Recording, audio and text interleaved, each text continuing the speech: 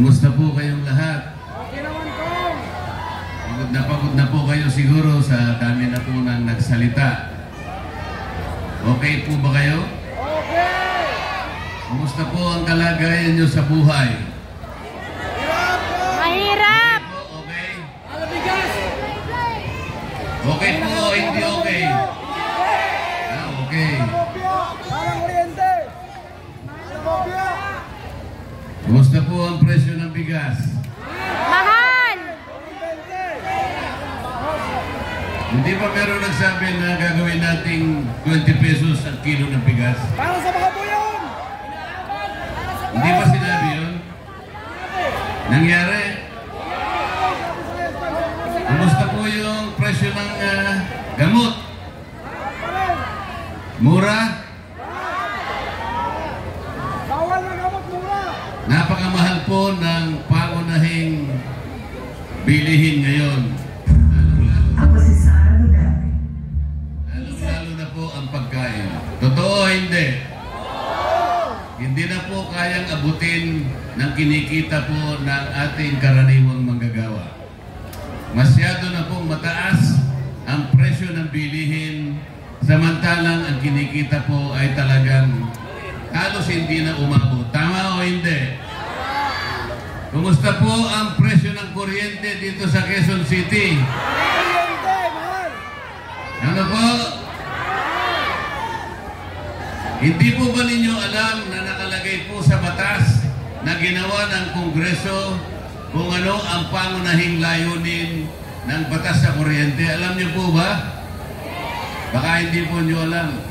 Itong batas na ginawa ng Kongreso, 24 na taon nang nakararaan, nakasulat po letra por letra, idulot ninyo ang serbisyo ng kuryente sa lahat ng Pilipino sa abot kayang halaga. Yun po ang nakasulat. Bakit po baligtad ang nangyari? Ngayon po, ang singil ng kuryente ang pinakamataas na po sa buong Asya. Kaya po lalong humirap ang ating buhay. Wala na pong gustong mamuhunan dito. Wala nang gustong magtayo ng negosyo, ng pabrika. Kapag sana naging murang kuryente, lahat po ay magninegosyo dito. Dadami, makakalikha tayo ng maraming trabaho, dagdag kita po sa mga Pilipino. Ito po ang dapat na mangyari. Kaya po ang ginagawa ngayon ng mga kandidato, puwera po ang PDP laban, nagbibigay po ng ayuda, hindi ba? Alam po ba ninyo kung ilang klase ang ayuda na binibigay ngayon? Baka hindi po nyo alam. 5 klase ang ayuda. Merong 4-piece, merong MAIP, merong AX, merong tupad, merong ano pa? Akap. Kayo po ba ay nabibigyan lahat? Taas ang kamay ang hindi nabibigyan. Bakit napakarami naman yung hindi nabibigyan? Dapat po kasi ang nabibigyan ng ayuda hindi bababa sa 27 million na mahirap na Pilipino. Alam niyo ba yun? Hindi dapat bumaba sa 27 million na mahirap na Pilipino ang dapat makinabang sa mga ayuda. Alam niyo kung magkano lahat yun pag sinuma natin? 194 billion pesos. O ibig sabihin, ang daming nagtaas ng kamay, hindi pala lahat nabibigyan. Palagay ko, pinipili lang ang nabibigyan. Oo, pinipili lang. Yung kaalyado. Yung mga leaders politiko siguro. Ibig nyo sabihin, wala man sa inyo. Eh, saan napupunta po yun? 194 billion. Alkansya! Yung iba po, halimbawa yung AX, 3,000 pesos yun. Dapat pagka binigay sa inyo, 3,000, hindi 1,000. Hindi 500 pesos. Wala kami natanggap. Saan napupunta ngayon yung 194 billion pesos? Tama kayo. Naku nakukurap po yung pera ng bayan. Sabi ko nga, nag-uusap-usap po kami magkakasama sa PDP Laban. Ang sabi ko sa kanila, pag nanalo tayong lahat, ganito ang gagawin natin. Kailangan walang lamangan, lahat mabibigyan. Kung 27 million na mahirap na Pilipino, dapat ibigay lahat doon. Tama o hindi? Tama. O ganito po ang gagawin namin. Pumayag lahat po yung kasama ko eh. Kapag yung hindi namin kasama ay hindi pumayag, di makipagdebate sila sa amin. Kung may maganda silang ideya, okay lang. Ngayon, kung wala silang mas magandang maisip, pumayag sila sa amin. Ganito po ang gusto natin gawin. Para lang lahat mabigyan. Lahat po ng kumukonsumo ng kuryente, 2,000 pababa. Ililibre po natin lahat yan. Pwede po natin gawin yon sapagkat kapag nilibre natin ang lahat ng kumukonsumo ng kuryente, 2,000 pababa, ang bilang ng ating mabibiyayaan, 27 million na mahirap na Pilipino. Wala pang corruption doon. Bakit? Dire-diretso nga sa inyo eh. Wala pang magpapapugi. Akala mo kasi galing sa kanila yung pera. Hindi naman, pera naman ninyo yung binabalik sa inyo. Tama. Ang totoo nga, kung halimbawa, mangilan-ilan sa inyo, nabigyan, kunin nyo, pera mo yun. Pero wag na wag kang magpapasalamat sapagkat ibinalik lang niya yung pera mo. Dapat nga, bigyan pa niya ng interest yun.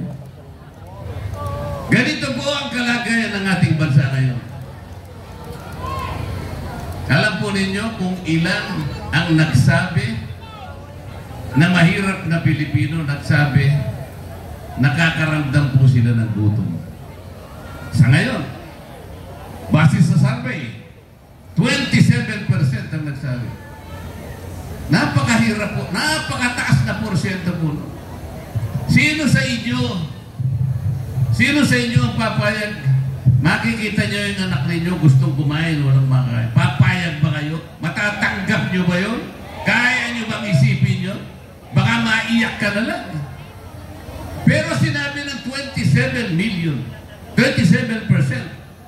Ilan po yun? Halos 37 million na Pilipino yun, pag kinuwenta mo. Ang totoo niya, kahit 1% lang ang magsasabing nagugutom siya. At hindi makakain, pero gusto niya kumain. Maawa ka din doon. Pero bakit hindi ginagawa ng paraan ito? Bakit hindi ito ang unahin? Bakit ang inuuna ang pamumulitika sa ating bansa? Tingnan po ninyo ang ginawa nila. In-impeach nila ang Vice President. Isipin po ninyo, kayo po ba gusto ninyong matanggal ang Vice President? Ang hina na sagot, parang iba eh. Parang ang iba yung nagkakalangan eh. Gusto nyo bang matanggal ang Vice President? Talagang hindi dapat matanggal ang Vice President. Alam nyo kung bakit? Wala naman siyang kasalanan eh. Wala siyang kasalanan. Nung siya ay usisain, nung yung pondo raw niya, yung confidential funds, ay inuusisa ng Kongreso, ang sabi ko po sa mga kasama ko, bakit po? Bakit tayo ngayon ang nag-uusisa ng pagkakagasta ng pondo ng isang opisina?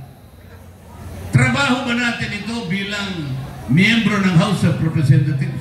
Wala pong makasagot. Wala pong makasagot sapagkat hindi namin trabaho ang mag-audit. Isa lamang pong opisina ang tinakdaan ng saligang batas na mayroong karapatan at mandato na usisain ng pagkakagasta ng pera ng bayan. Ito po yung Commission on Audit. Tinanong ko yung Commission on Audit, bakit naman kayo isinurrender ninyo ang inyong tungkulin at binigay ninyo sa Kongreso? Ano bang nakain ninyo? Ba't nyo ginawa yan? Kasi po sinapi na po kami ng inyong mga leaders. Sinumpi na ka lang, bakit hindi ka tumutol? Bakit hindi mo sinabi sa speaker namin na mali ang ginagawa ng aming mga kumitis? Bakit hindi ka pumunta sa korte para sabihin sa kanila, Mr. Court, mali na po yung ginagawa nila. Trabaho po namin kinukuha po ng House of Representatives. Dapat po kanya-kanyang trabaho. Ang lahat na po ngayon ay hindi na ginaganap sa pamamagitan ng aming mga tuntunin. Wala na po talaga. Wala ng rule of law. Wala ng due process. Isipin po ninyo, ilan po ba kakong opisina ng gobyerno ngayon ang merong confidential funds? Sabi ng COA, 400 mahigit. 400 offices of government. Bakit po isang opisina lang inuusig natin? Bakit isang opisina lang ang sinusuri natin? Bakit isang opisina lang ang ino-audit nyo kung talagang kayo ay kung talagang katungkulan nyo mag-audit? Bakit hindi natin tawagin lahat ng mahigit na 400 offices? Ayaw po nilang magsalita. Ayaw nilang sumagot. Wala silang maisagot. Wala silang may katwiran. Kaya ang ginagawa na lang po nila kapag ako po ang nagsasalita, nangaaway na lang sila. Ayun! Pati hopya na kinakain ko, aagawin na lang nila. Pati po yung mic na ginagamit ko, papatayin nila para hindi ako makapagsalita. Pero sabi ko sa kanila, o sige, nagalit po silang lahat sa akin. Ayaw ko sumama sa Quadcom. Paano ako sasama sa Quadcom? Ang direksyon po nila ay hindi naman gagawa ng batas. Lahat po ng pag-meeting, lahat ng pag-hearing sa House of Representatives, gagawin mo lamang alang-alang sa paggawa ng batas. Yun po ang tuntunin, wala ng iba. Hindi naman sila gagawa ng batas. Ang gagawin nila, uusigin nila yung dating Pangulo.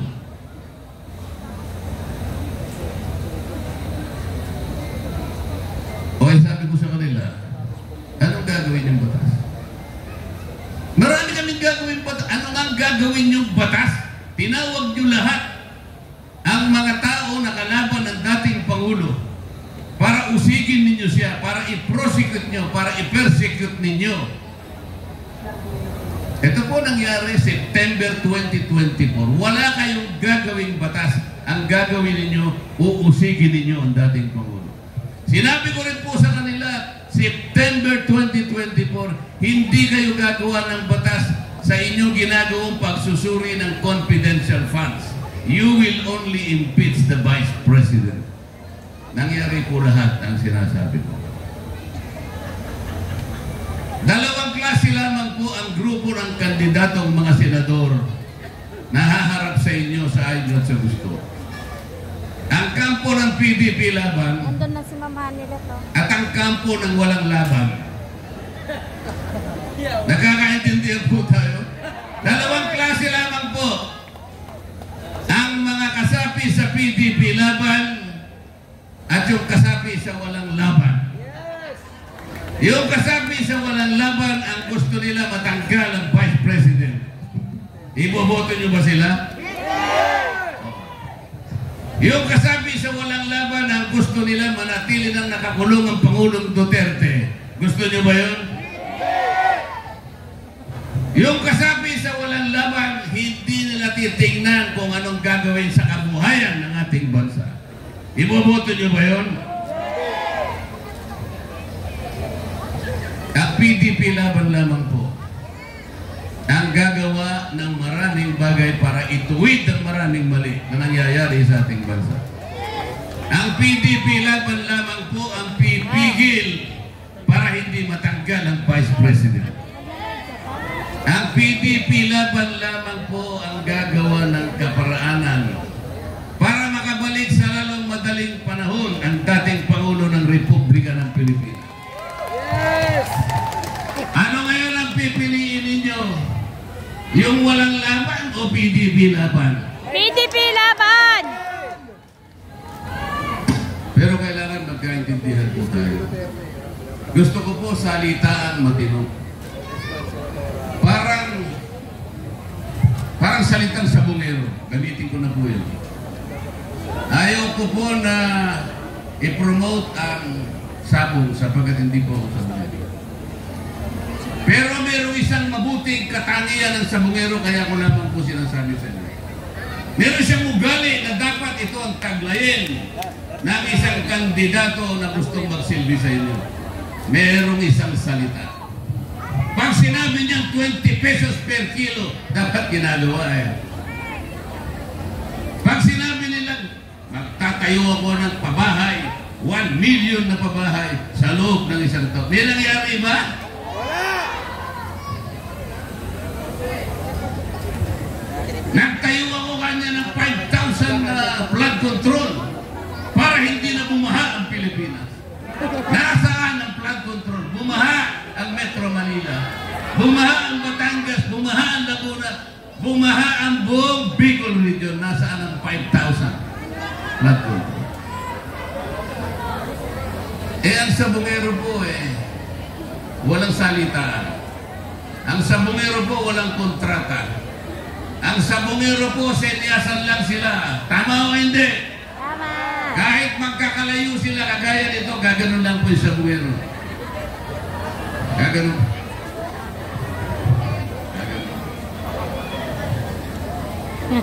Hindi mo ka nakasenyas sa sabungan, pero senyas lang, nagkakaintindihan sila. Senyas lang, hindi tatalikod sa pinag-usapan. Senyas pala. Pero dito, batas na nga hindi natutupad. Nakasulat na nga sa batas, hindi pa natutupad. Kaya po ngayon, ang pakiusap ko sa inyo, salitaan na parang sabongero.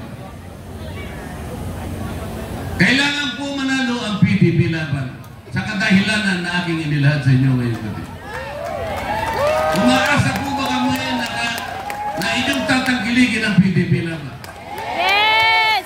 Para po makabalik kami sa lugar na ito. Babalik kami sa lugar na ito.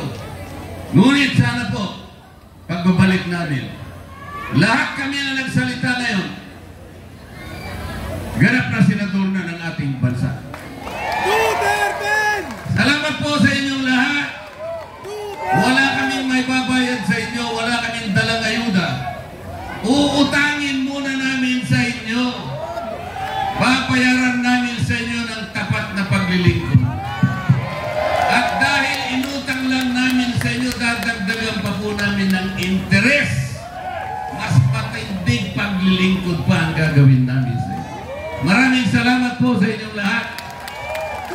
Maraming salamat.